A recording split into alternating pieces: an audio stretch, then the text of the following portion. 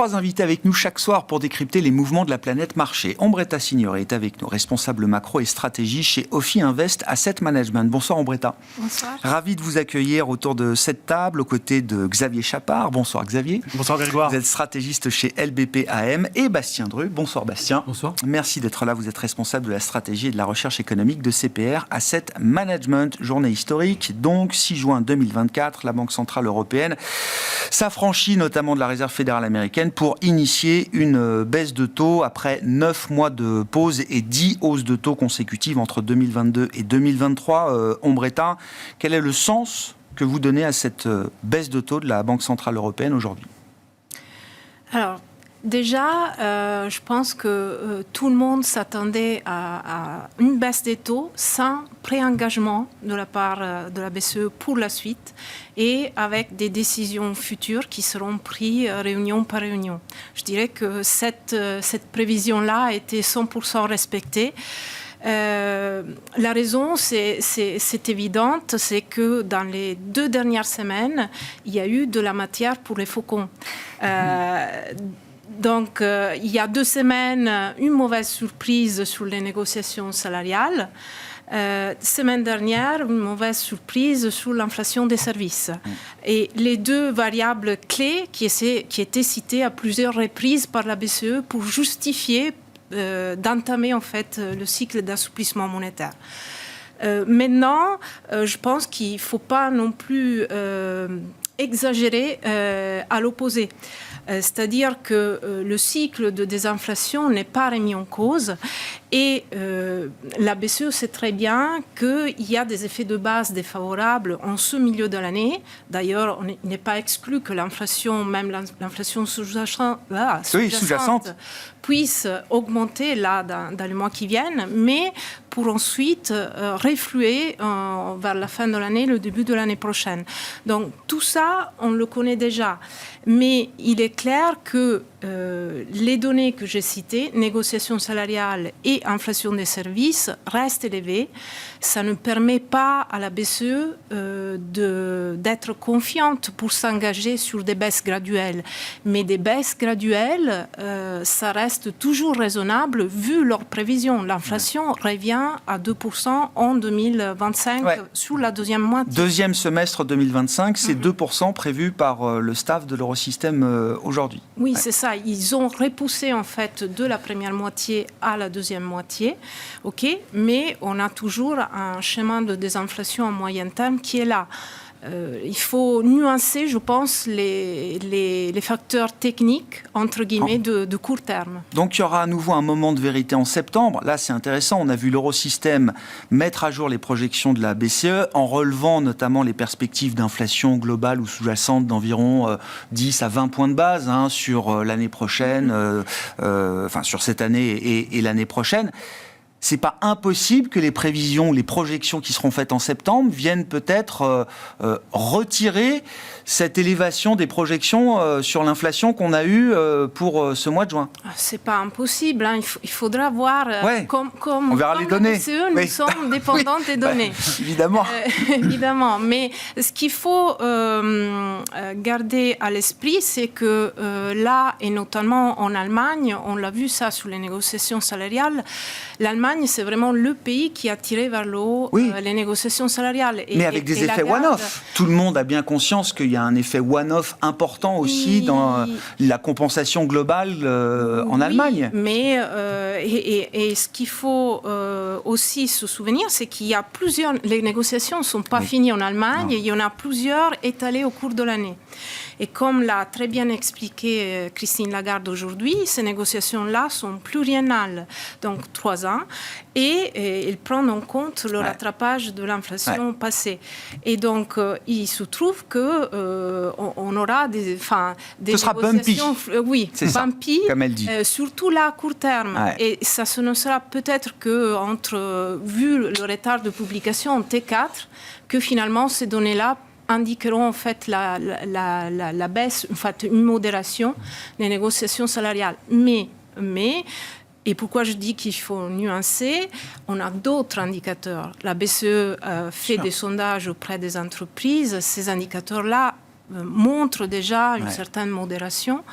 on a des indicateurs avancés sur les nouvelles positions en fait, ouvertes. Là aussi, on voit une modération. Mais on sait que c'est long, qu'il faut du temps. Et que la BCE veut voir le smoking gun, elle veut voir l'évidence dans les chiffres de ce que les indicateurs avancés peuvent suggérer aujourd'hui sur les salaires. Vu ce qui s'est passé en 2022, la flambée inflationniste est encore trop récente. Le trauma est encore présent. Voilà. On a bien compris effectivement ce point-là. D'ailleurs, on notera qu'au sein du Conseil des gouverneurs et des membres du board, ils sont 26. Ça a été une unanimité quasi parfaite, à l'exception d'un membre du Conseil des gouverneurs qui, visiblement, n'a pas jugé qu'il était bon de baisser les taux à l'occasion de cette réunion du mois de juin. Xavier, est-ce que c'est juste une baisse de taux assurantiel, je le disais, symétrique à la hausse de taux assurantiel qu'on nous avait vendue en septembre 2023 pour être sûr qu'on allait bien venir à bout de l'inflation, ou est-ce que c'est quand même un peu plus ? Alors, si on regarde juste ce qui a été dit aujourd'hui par Lagarde et le communiqué, on pourrait croire que c'est qu'une baisse assurantielle. Cela dit, moi, je pense que c'est quand même plus que ça. Et d'ailleurs, Lagarde a dit que c'était très probable qu'on soit dans un cycle de baisse, même s'il sera progressif, lent, data dépendante et tout ce qu'on veut. Ouais. Je pense quand même. Pourquoi ? En fait, la BCE, c'était très compliqué pour elle aujourd'hui. Elle a eu 2 chiffres très défavorables dernièrement, alors qu'elle s'était engagée à baisser les taux. Et donc, je pense que pour négocier entre les Dove et les Hawks, il y a eu... il faut faire la baisse de taux là, mais du coup, ils ont eu très peur d'envoyer un signal trop accommodant, et donc c'est pour ça qu'ils ont retiré tous les biais vers des baisses de taux dans le communiqué, que Lagarde a refusé de dire qu'on était déjà dans un cycle de baisse de taux, tout ça. Mais je pense que si on a des données pas trop défavorables d'ici septembre, ça permettra à la BCE de continuer le cycle de baisse de taux une fois par trimestre. On reste dans un schéma, même avec des projections, et peut-être d'ailleurs grâce à des projections d'inflation un peu relevées, on reste dans un schéma où ne pas baisser les taux pour la Banque Centrale Européenne, à l'occasion du prochain meeting trimestriel par exemple, ne pas baisser les taux, la barre est haute. Pour ne pas continuer de baisser les taux, malgré, encore une fois, ces petits bumps sur la route qu'on peut avoir. C'est ça, avec tout ce qu'a dit Lagarde aujourd'hui, les bumps sur la route, le fait qu'ils aient révisé à la hausse, mais pour le court terme, ils continuent à être très confiants sur le fait qu'on va vers les 2% l'année prochaine, ce qui me paraît raisonnable. Voilà, si, évidemment, on peut encore avoir des énormes surprises. C'est vrai que les 2 derniers chiffres étaient quand même assez surprenants. Mais pour l'instant, ça ne remet pas en cause. Et elle l'a dit aussi, que la tendance à la désinflation n'était pas en cause. Et quelque chose qui est très important pour les marchés notamment, c'est qu'elle a dit que le taux était encore très au-dessus du taux d'équilibre. On le sait tous, mais c'est quand même rassurant. Ça veut dire que même pour la BCE, il y a de la marge pour baisser les taux sans être très accommodant. Oui. Avant de faire une erreur sérieuse de politique monétaire dans ce mouvement de recalibration, il y a un peu de marge. Voilà, elle peut encore baisser un peu sans être déjà à l'équilibre. Je crois que Villeroy de Galhau nous a donné un ordre de grandeur, 150, 200 BP de marge par rapport à ce qu'ils peuvent estimer être le taux réel neutre aujourd'hui. Bastien, vos commentaires sur cette communication de la BCE, ce premier mouvement initié, ce qu'il implique pour la suite, et puis on viendra un peu aussi dans le jeu de la comparaison par rapport à ce que la Fed pourrait faire désormais c'est difficile sur 2024. C'est difficile d'ajouter quelque chose d'intéressant par rapport à ce qu'on vient de faire, mais peut-être dans les petites choses qu'on n'a pas dites, c'est repréciser le fait que si l'inflation sous-jacente est remontée en mai, c'est aussi très probablement pour des phénomènes un peu techniques, pour des effets de base qui ne remettent pas du tout du coup en cause la désinflation. Notamment, on a le forfait transport en Allemagne qui est sorti du glissement annuel pour l'inflation allemande. Puis on a aussi cette fameuse histoire du forfait vacances qui dépend complètement du positionnement de Pax en avril et en mai, et qui probablement va sortir du chiffre dès le mois de juin. Donc déjà, on peut repréciser que la petite remontée qu'on a eue de l'inflation sous-jacente après 9 mois de baisse, ça fait 9 mois de baisse consécutive de l'inflation sous-jacente, c'est probablement comme un bump, comme le disait Christine Lagarde, et que ça ne remet pas du tout en cause la désinflation. Après, Pour essayer d'ajouter quelque chose, dans les prévisions d'inflation, j'essaie de les regarder donc, dans le petit communiqué qui est publié quand même 1 heure après la conférence de presse. Oui. Et donc, ce qui je ne comprends pas ce qui se passe entre le moment où il publie le communiqué de la décision de politique monétaire et le moment où il y a toutes les assumptions, les évaluations et les hypothèses de leurs projections. Et du coup, ça empêche les journalistes de poser des questions, vraiment de dire là vous faites ça et là vous faites ça. C'est quand même un peu dommage. Voilà, c'est comme ça.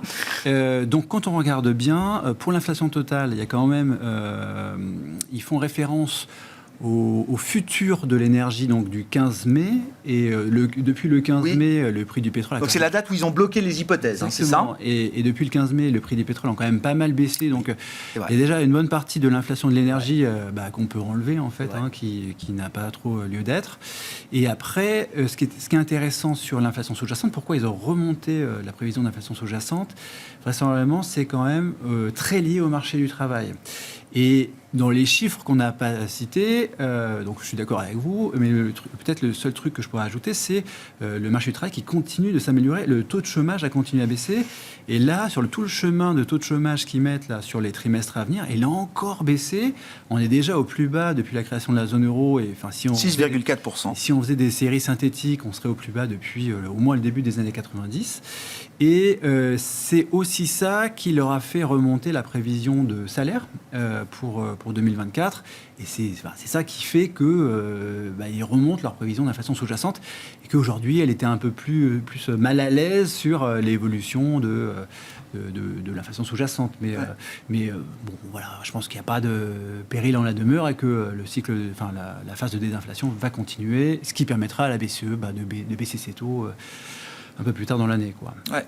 C'est ça que j'aurais pu ajouter. Et un peu plus tard, donc, l'idée consensuelle, c'est maintenant un rythme trimestriel à partir d'aujourd'hui, de ce 6 juin, donc c'est septembre, décembre. Le risque, c'est plutôt que la BCE, à un moment, doive accélérer ce rythme-là, au cours de 2025. On pense qu'il y a au moins 3 baisses de taux cette année de la BCE, donc il y a au moins ce qu'on vient de dire, une par trimestre avec juin, septembre, décembre, ça c'est déjà fait. Mais aussi, on maîtrise assez mal finalement la poursuite, le chemin finalement de l'inflation sous-jacente sur la deuxième partie de l'année, et il y a quand même tout un tas d'autres effets de base qui peuvent sortir, cette fois-ci plus favorables, qui peuvent sortir des chiffres d'inflation et voilà, qui peuvent donc rendre encore des indices d'inflation plus résilients, plus persistants. Non, je pense que ça peut justement décélérer, accélérer, un peu plus vite que ce qui est que les projections de la BCE sont affichées actuellement, parce que quand on regarde la prévision d'inflation sous-jacente, c'est donc 2,8 pour 2024. Oui. On est à 2,9, en avril on était à 2,7, donc ça indique que grosso modo il va plus rien se passer de ce point de vue-là. Beaucoup de changements de l'inflation sous-jacente sur le reste de l'année, quoi. Ombretta, qu'est-ce que ça change d'avoir là une première baisse qui sera sans doute suivie d'autres, on l'imagine tous comme ça aujourd'hui, même si la communication officielle de Christine Lagarde ne peut pas le garantir. Qu'est-ce que ça change pour la zone euro, pour le profil conjoncturel de la zone euro, pour des marchés importants comme l'immobilier, la devise par exemple, etc. Ça change aussi pour les actions, les marchés actions, parce que une des raisons en fait pour lesquelles les marchés actions continuent à progresser, on va dire, depuis le début de l'année, c'est aussi parce qu'ils intègrent un assouplissement monétaire à venir de la part des banques centrales. Alors c'est pas seulement la BCE, c'est aussi la Fed qui compte beaucoup, mais donc c'est indispensable pour certaines classes d'actifs dans les marchés actions, et non seulement l'immobilier qui est un des secteurs, on va dire, plus impactés directement par les taux directeurs. Sur la devise, je ne crois pas que le différentiel de taux de politique monétaire entre Fed et BCE soit suffisamment large en ce moment pour justifier une tendance baissière ou haussière nette de la devise, de la parité euro-dollar. Je pense que ça interviendrait seulement si on prenait en considération deux scénarios alternatifs complètement opposés. Soit, disons, une Fed qui ne baisse pas du tout les taux, mais alors ça veut dire que ça remettrait complètement en cause la désinflation.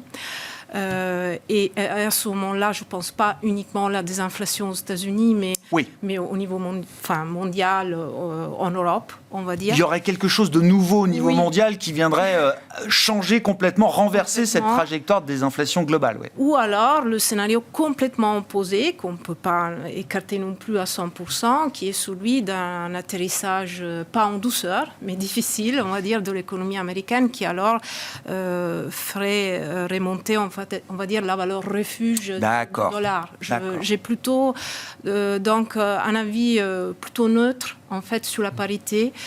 Et si je peux ajouter quelque chose, je pense que sur le débat de politique monétaire, ce qui va être important, notamment pour les obligations, c'est aussi non seulement est-ce que la BCE baissera 2 ou 3 fois les taux cette année, mais surtout qu'est-ce qu'elle va faire l'année prochaine. Ah bah oui. Et là, je pense qu'on voit déjà qu'une des variables clés, ça va être le taux neutre.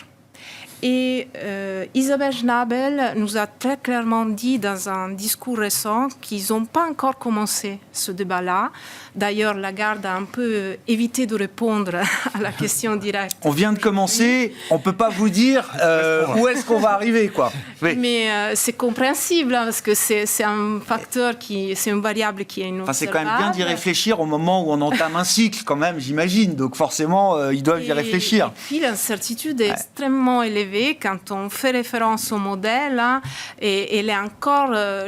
si je peux synthétiser, 2 fois plus élevée en Europe qu'aux États-Unis quand on regarde les modèles. Donc, nous, en interne, on a essayé de regarder un peu tout ce qui est disponible. L'intervalle de confiance, quand on veut mesurer le taux réel neutre en zone euro, est 2 fois plus large que en zone euro. D'accord, c'est très clair. Donc, et quand on fait référence, on regarde l'intervalle qui en ce moment, on est entre, on va dire...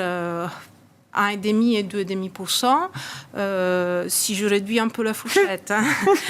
et quand on se projette, on va dire, horizon 10 ans, on est entre 2 et 3%. Donc, vous voyez quand même qu'on est large.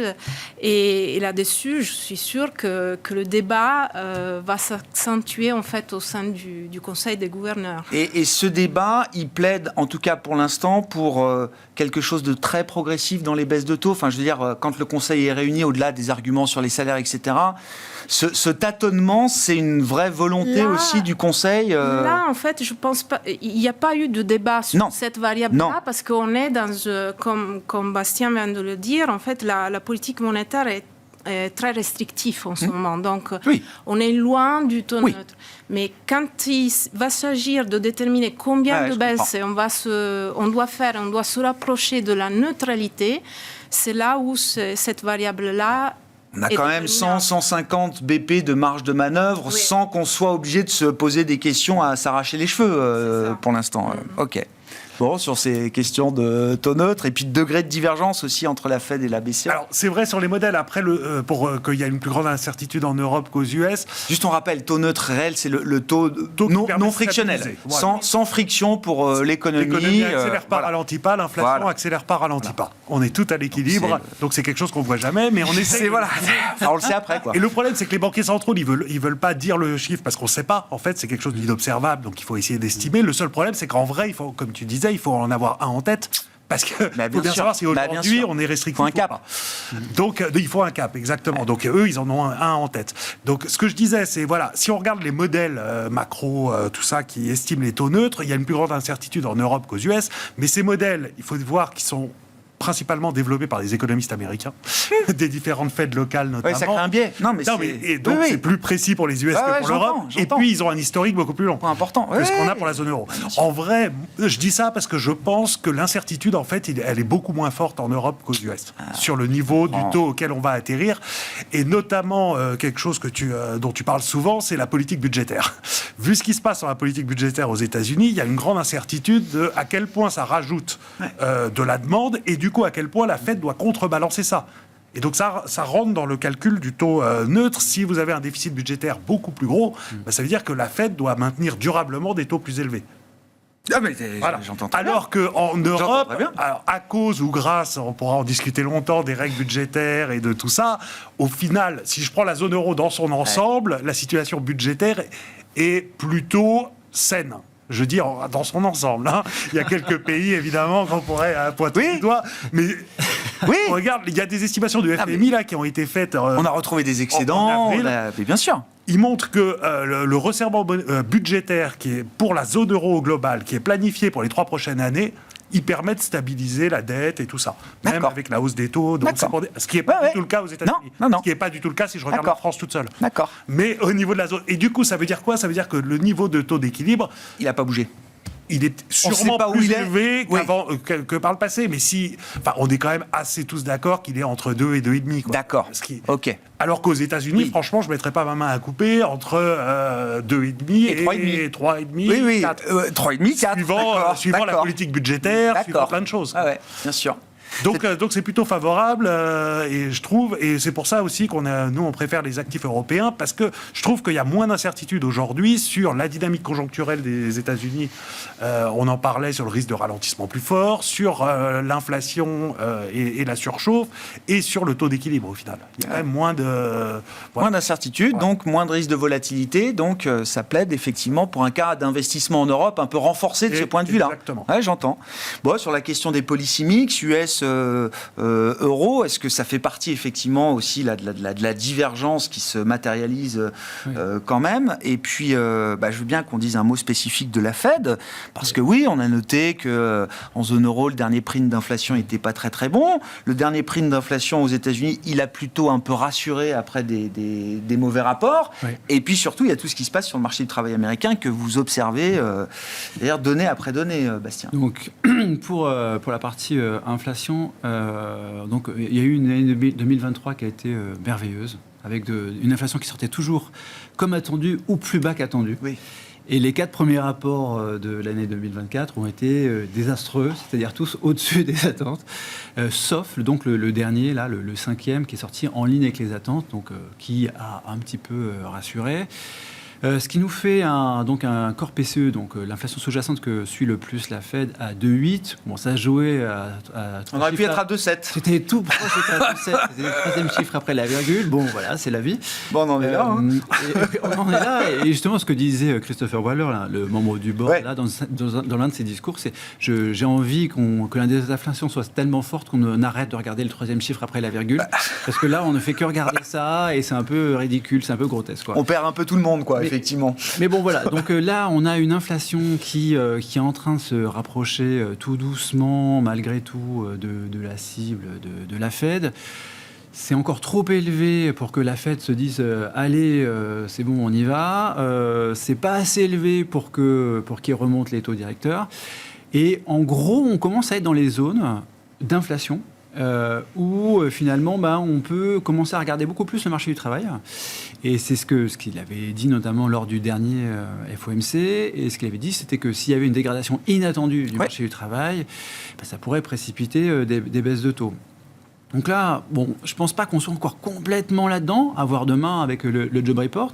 Mais toutes les données qu'on a déjà, par exemple, cette semaine, on a les dernières données du mois d'avril, donc avec les ouvertures de postes, là, ça tombe de façon quand même très verticale.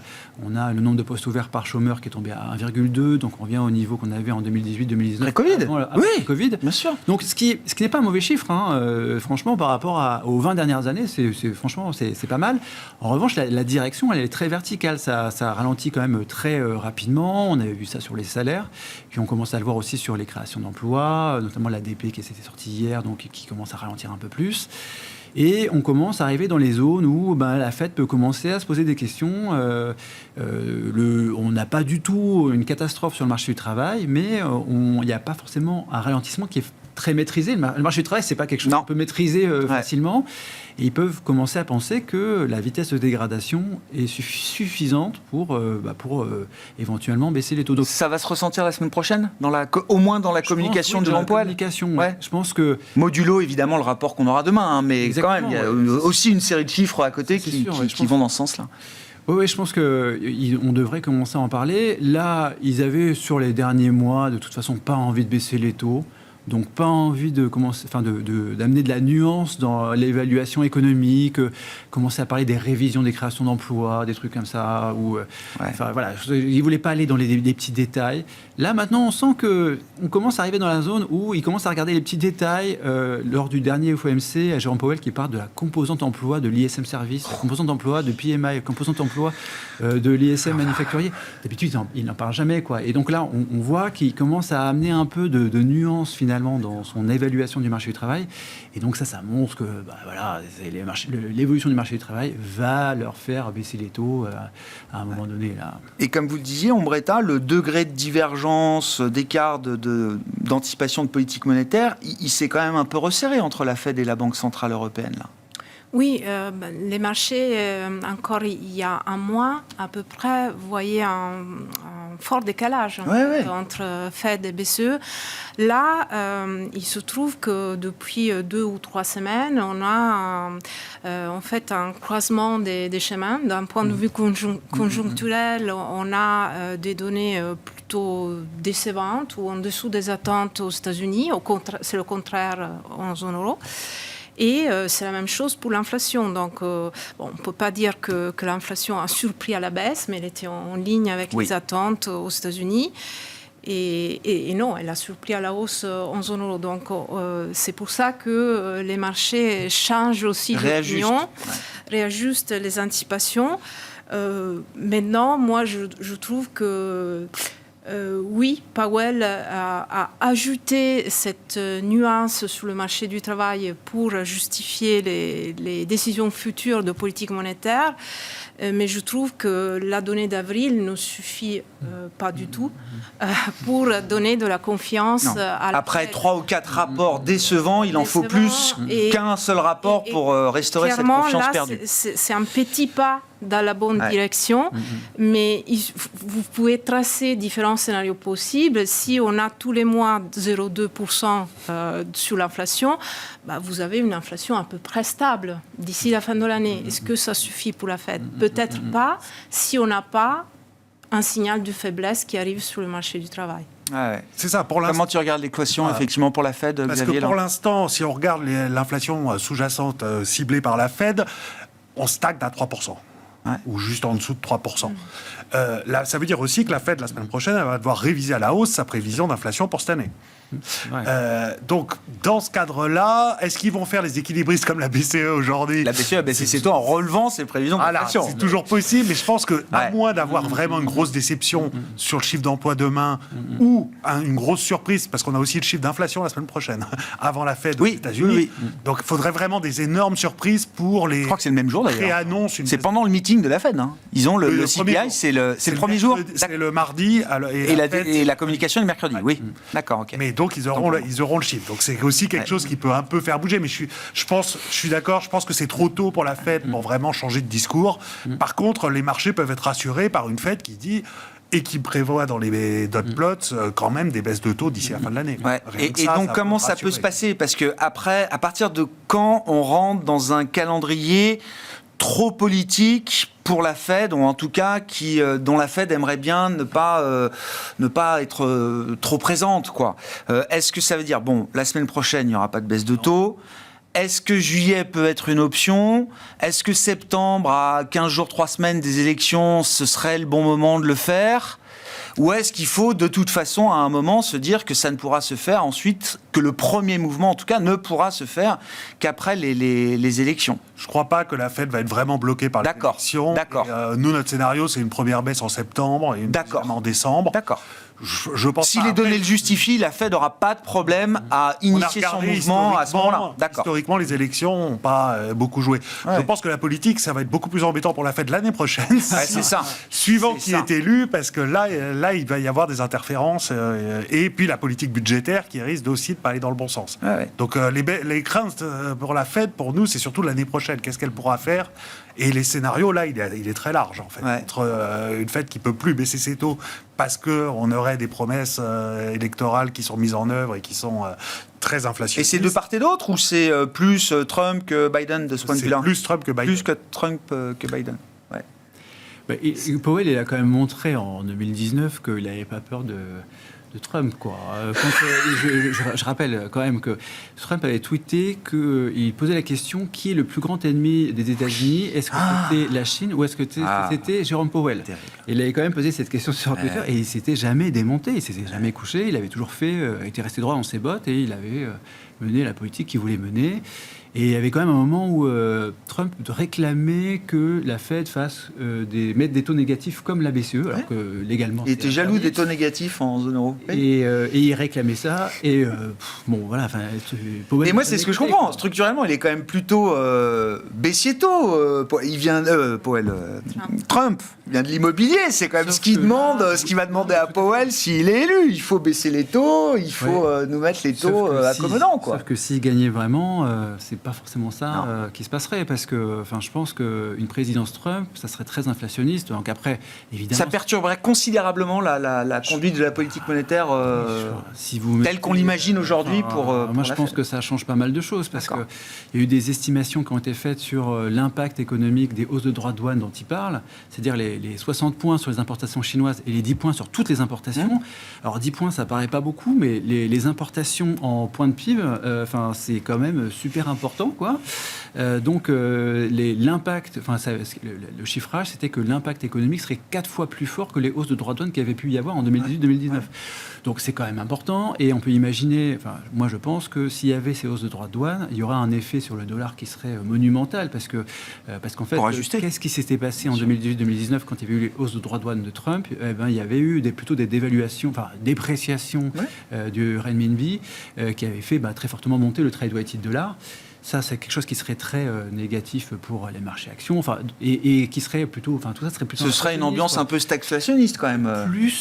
Oui, exactement. Plus ses projets sur l'immigration. Alors là, après, ce qu'il veut faire, est-ce qu'il va faire ce qu'il dit, est-ce qu'il va faire ce qu'il dit, le quart de ce qu'il dit, ou rien du tout de ce qu'il dit, bon, ça, on n'en sait rien. On verra. Des pays comme l'Italie ou le Brexit, qui ont connu leur moment populiste, de ce point de vue-là, ils ont vite compris que sans immigration, le système tenait pas, quoi. Et là, quand il parle de ramener chez eux 20 millions de personnes en situation irrégulière, je pense que ça ferait des petits trous sur le marché du travail, et que les pénuries de manœuvre feraient qu'il y aurait beaucoup d'inflation, quoi. Oui. Bon, je ne sais pas, le risque Trump... Est-ce que la BCE, en initiant ce mouvement, c'est aussi une manière indirecte de se couvrir contre un risque Trump qui pourrait, je ne sais pas, rebattre les cartes, relancer l'idée inflationniste ou stagflationniste aux États-Unis? Non, mais je ne dis pas que c'était l'objectif de cette baisse de taux, mais est-ce que, par voie de conséquence, ça permet quand même aussi de se dire, voilà, on a initié le mouvement et... On verra ce qui se passe le 5 novembre aux États-Unis, mais nous, on est déjà parti dans quelque chose qui nous convient, quoi. Non, je pense que la BCE a regardé sa conjoncture économique. Elle n'a pas ce genre d'arrière-pensée quand elle prend sa décision. Mais d'ailleurs, je suis d'accord avec ce qui a été dit. Je pense que Powell non plus n'a pas l'intérêt, non seulement pour les États-Unis, mais pour lui-même et pour sa réputation, de penser aux élections quand il s'agit de prendre une décision de politique monétaire. Pour l'instant, il a fait un travail... qu'aucun autre gouverneur a réussi à faire. S'il arrive à attendre... Quelle est la part de chance, quelle est la responsabilité de la Fed, mais en tout cas, il est à la tête d'une Fed qui, pour l'instant, pilote quelque chose d'assez exceptionnel. Et c'est pour ça que nous pensons que si on n'a pas de mauvaise surprise sur l'inflation, septembre est probablement la date plus probable pour avoir la première baisse des taux. Alors, par contre, novembre, je ne sais pas, parce que je pense que 6-7 novembre, c'est le lendemain. Bon, est-ce qu'on aura les résultats définitifs alors là, je pense que les promesses des candidats, etc. Voilà. Mais septembre, c'est 17-18 septembre. Bon, c'est 3 semaines avant, quoi. Et puis, on verra en fonction du résultat des élections si ça va chambouler ou pas le scénario économique, parce que effectivement, je pense qu'il n'est pas seulement question de voir qui sera le président élu, mais aussi le résultat du Congrès. Bien sûr. Alors, pour certains sujets, comme sur les tarifs, c'est pas important parce que c'est le président qui va déterminer quel tarif mettre. Mais pour d'autres sujets, comme l'immigration, c'est le vote de Congrès qui compte. Et pour d'autres aussi, comme la politique budgétaire. On n'aurait pas eu de Inflation Reduction Act si le Congrès était divisé. Très clair. Donc c'est aussi ça qu'il faudra regarder. Et sur la politique budgétaire, oui, effectivement, Trump est un peu plus lassiste, si on peut utiliser ce mot, peut-être pas le plus propre. Mais Biden, dans tous les cas... En termes de niveau de déficit, j'ai pas l'impression que Trump... Alors, chacun a sa méthode, il y a des baisses d'impôts ou des chèques ou de la dépense de l'autre. Mais en termes de déficit à l'arrivée, c'est pas un écart... Il y a des études qui montrent que ce soit les démocrates ou les républicains, en fait, il n'y a pas les mêmes règles budgétaires qui sont imposées en Europe. Donc, à un moment ou à l'autre, c'est un sujet qu'il faudra regarder, mais il y a quelque chose dont il faut tenir compte. Toutes les mesures de santé, en fait, qui rentrent dans le Medicare, Medi-Act, en fait, seront remis en cause dans quelques années si quelque chose n'est pas fait à ce niveau-là. D'accord. Ça pourrait être quelque chose qui va réveiller en fait les Américains sur la politique budgétaire. Pas immédiatement, d'ici quelques années. Non, mais est-ce qu'un Biden aussi n'aurait pas quand même la volonté d'envoyer un signal sur la capacité qu'il aurait, s'il était réélu, à maîtriser, à contrôler la trajectoire de déficit et d'endettement aux États-Unis dans le cadre d'un second mandat. Alors, je pense question que je pose. C'est pas sa priorité, ça c'est sûr. Il est à la politique industrielle, les dépenses, l'Inflation Reduction Act et tout ça. Cela dit, il faut quand même dire qu'il est un peu plus orthodoxe que Trump, même d'un point de vue budgétaire. C'est pour ça que lui, il est pour... Traditionnellement, on estime que c'est les républicains qui sont les orthodoxes budgétaires, mais là, dans ce cadre-là... Ça fait une trentaine d'années que c'est pas vrai. D'accord. C'est que les républicains baissent les taxes et les démocrates essayent à peu près, en montant un peu les taxes sur les riches et les entreprises... Là où il y a de la marge, de rééquilibrer un petit peu. C'est Clinton, le dernier, qui avait sorti des budgets à l'équilibre. Après des années d'efforts.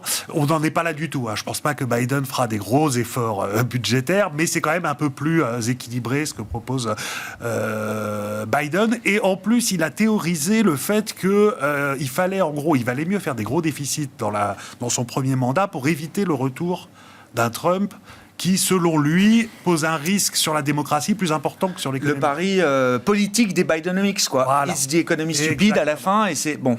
Exactement. Et les sondages ne donnent pas forcément raison à cette stratégie à ce stade. On ne pense pas que ça ait beaucoup marché, mais bon, il l'a essayé. Dans un deuxième mandat, a priori, il aurait moins de raisons d'utiliser ça. Et donc, c'est pour ça que je dis que c'est un peu plus orthodoxe, quoi.